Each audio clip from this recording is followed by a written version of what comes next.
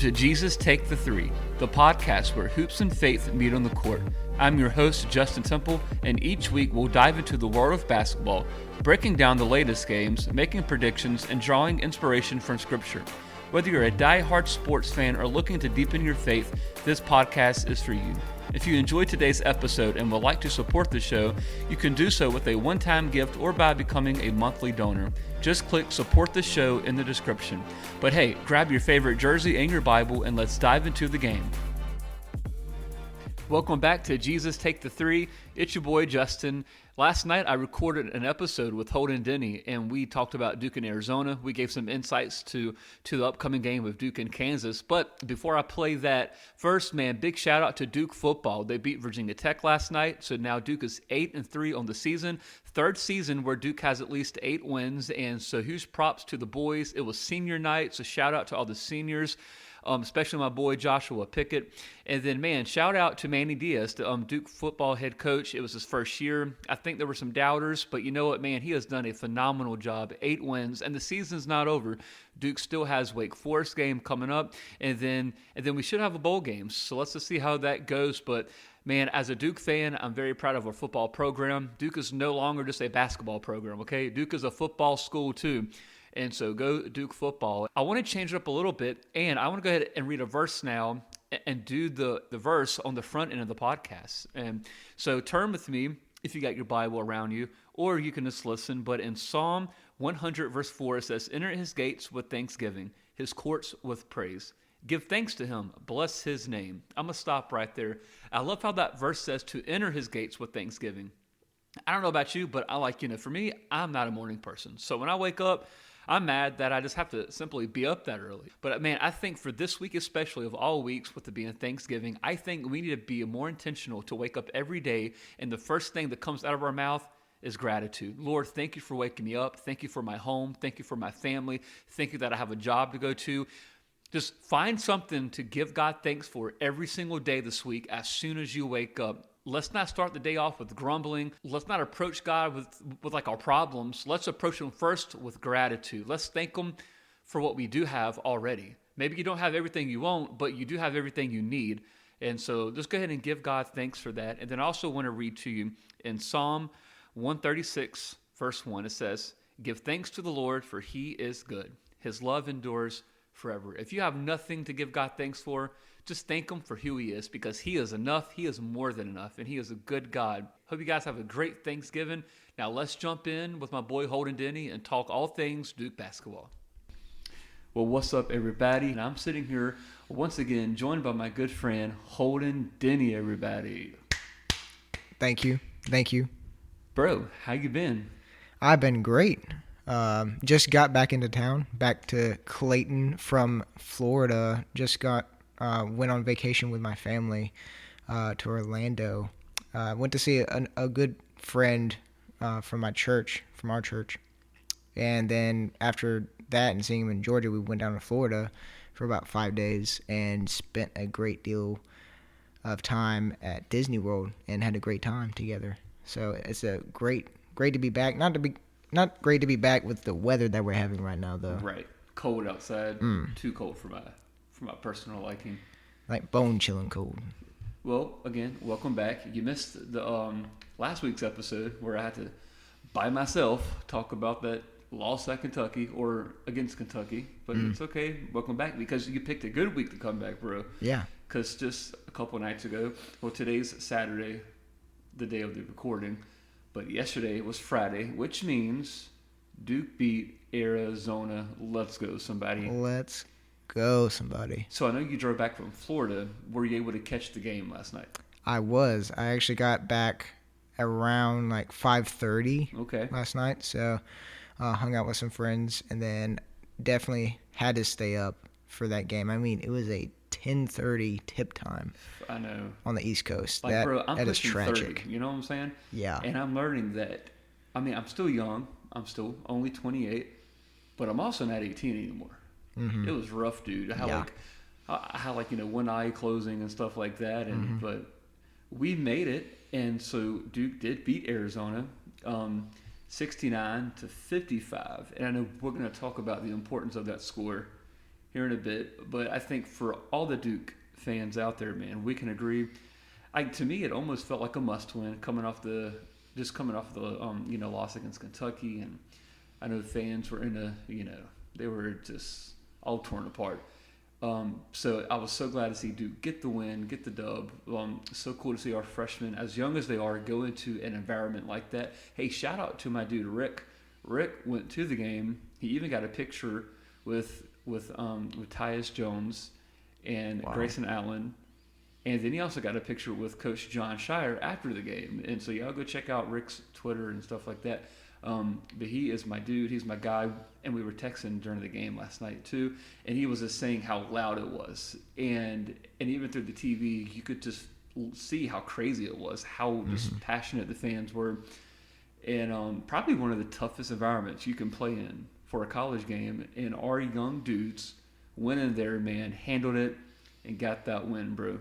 Yeah, I mean, it was very impressive. I just saw the sea of white that was in that environment, and I mean, you can only tell a little bit of how loud it is on the TV, but at certain times it was like, this is a very rough environment for these guys to start off their first road game, true road game, fighting the 17th ranked team Arizona. I mean, they're ranked 17th, but in a lot of people's eyes, they were a lot better than their 17th rank. Absolutely. They were actually favored to win the game, actually.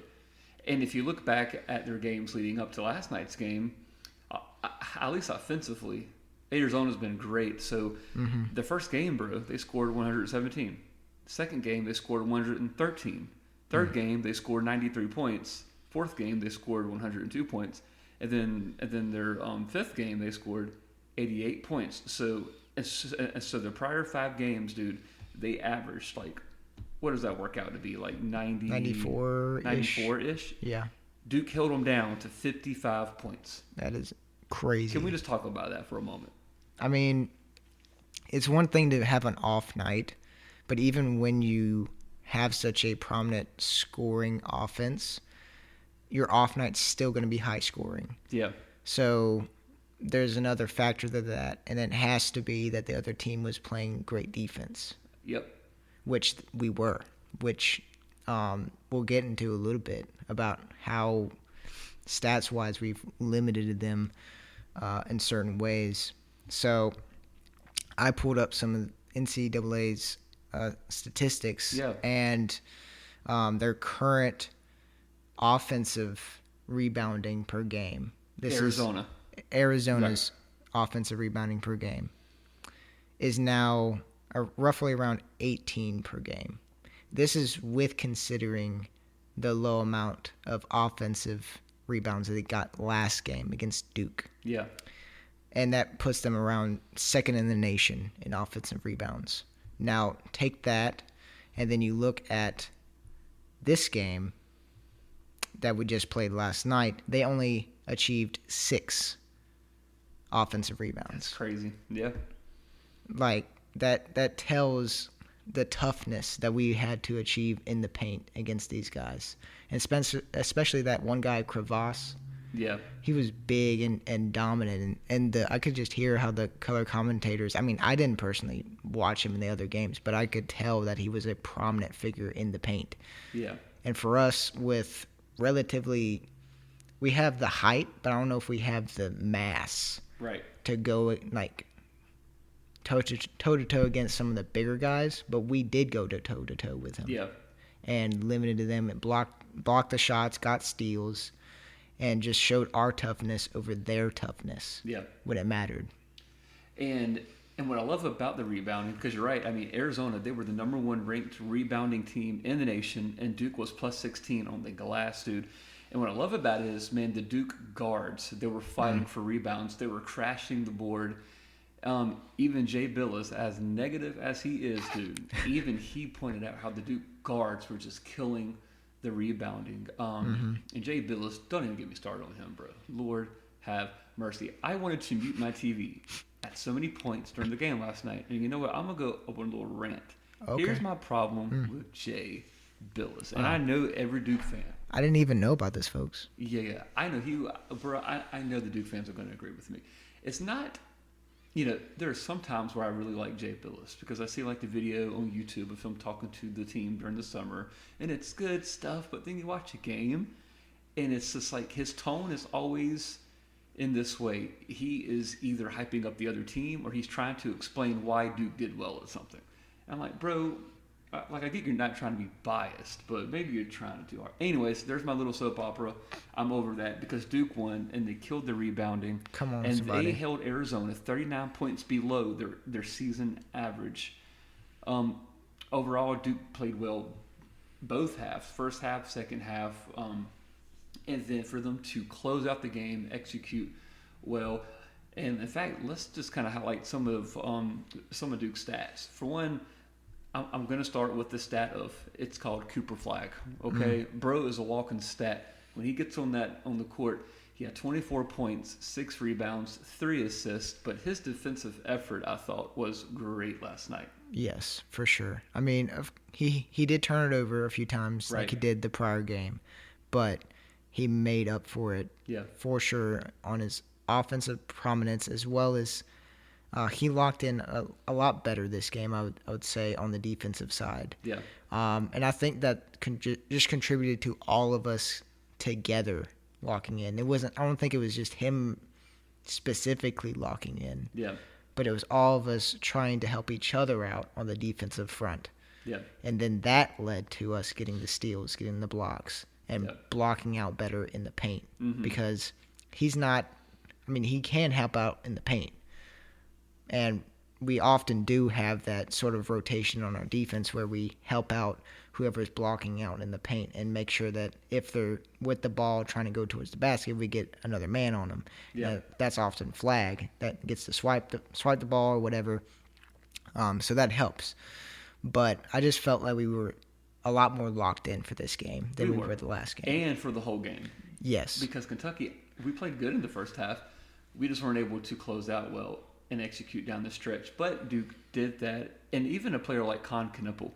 I really think I need to stay off Twitter during the games because there's some people, Duke fans, that I respect, but I even saw some tweets like, man, we need to take Con out. It's just not his night. This is in the first half, by the way, Holden. Yeah. And but I like how John Shire said it in the press conference. And hey, if you're a Duke fan, man, I would encourage you to check out just like the post-game conference that they do with John Shire after every game, win or loss, because he really helps put things into perspective. And I love hearing his insights because it kind of lets you know into how they're really practicing and training.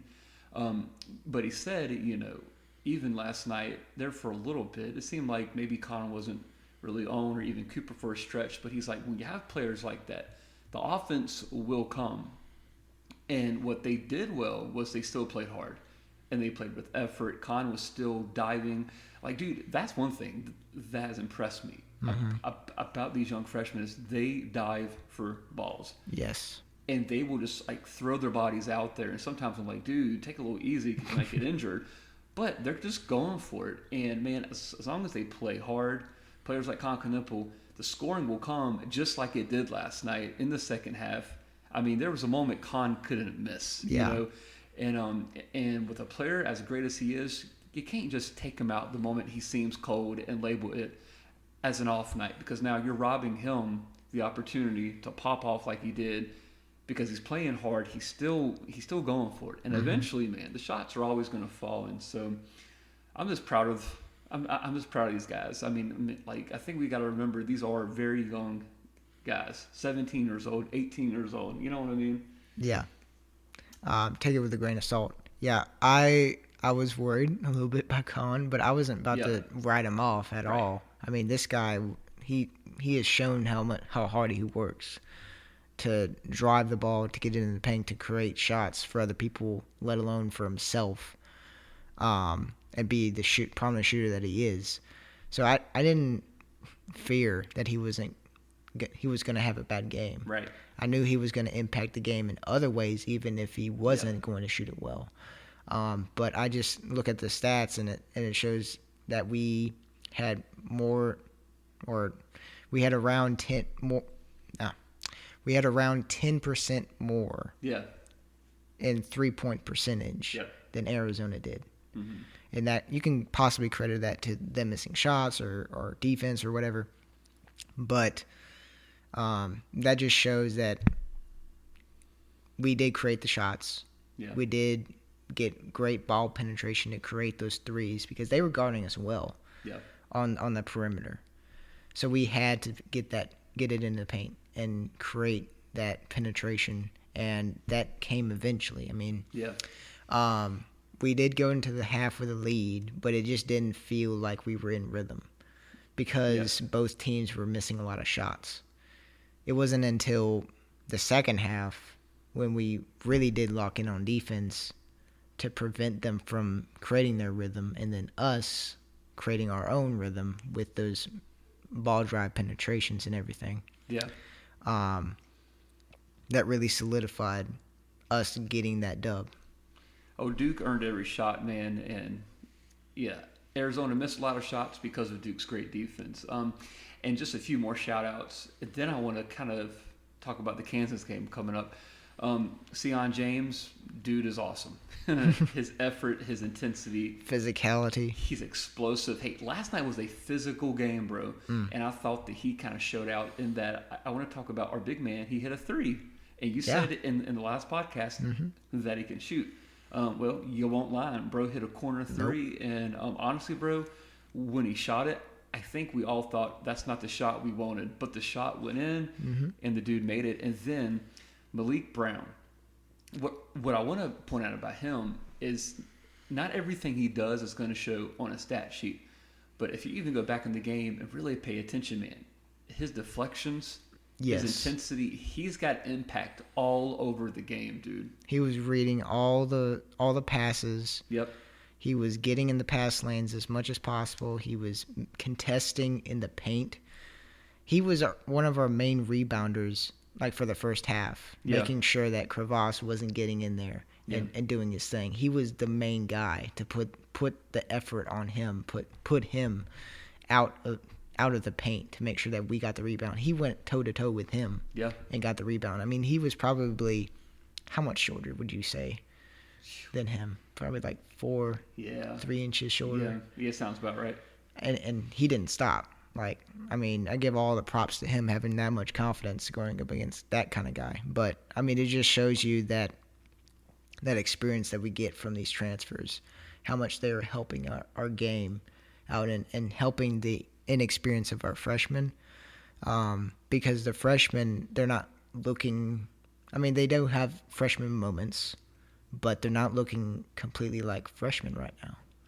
And they're melding well with the experience of the transfers. And I'm just really enjoying this so far and really looking forward to February. That's the real thing. If we can stay healthy and keep getting better, man, and a lot of potential. And so now Duke's got momentum.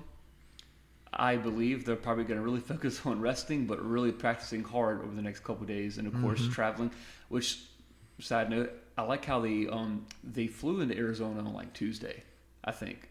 And so they got there with plenty of time to practice, to adjust, and to rest. And I thought that had a lot to do with it. Now, Kansas is coming up Tuesday night, Las Vegas. So Duke's going back out west. Big-time matchup. Kansas, as of right now, they are the number 1 seed and stuff. They're ranked number 1. That's not going to change. Coming in next week's poll, it's a big opportunity for Duke. I will go ahead and say my personal thought is I don't think this is as much of a must-win as the Arizona game, but it's a huge game, and if Duke can win it, man, holy cow, what would that do for our confidence, for our building? And so what are some of your early thoughts, maybe even predictions, if you have some, on Tuesday's game? I just predict the first half and second half looking very different from each other. Unfortunately, I just do. I don't think we yet have the consistency to come out of the gate punching against such a prominent team such as Kansas, especially with their experience. But I do think that this team that we have now with our defensive prominence, I'm even looking at the stats right now as far as scoring defense and what we allow our defense opponent's defense to score, or I mean their offense to score, and they only allow an average of 57.4 a game. Yeah. And that's very low.